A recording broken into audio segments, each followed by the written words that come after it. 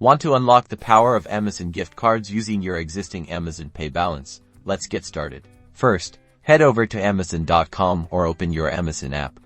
Make sure you're logged into your account where your Amazon Pay balance is stored.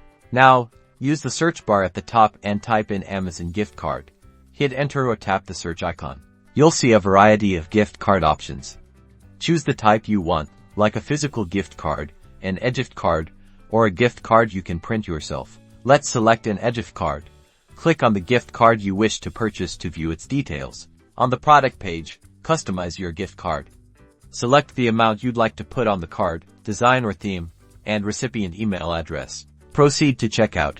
On the payment options screen, you should see your Amazon Pay balance listed as a payment method. Simply select Amazon Pay balance as your preferred payment method.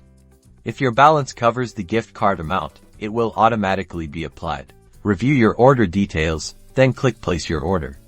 Once your order is processed, the eGift card will be sent to the recipient's email address, or if it's a physical gift card, it will be shipped to the address you provided. Enjoy your Amazon gift card.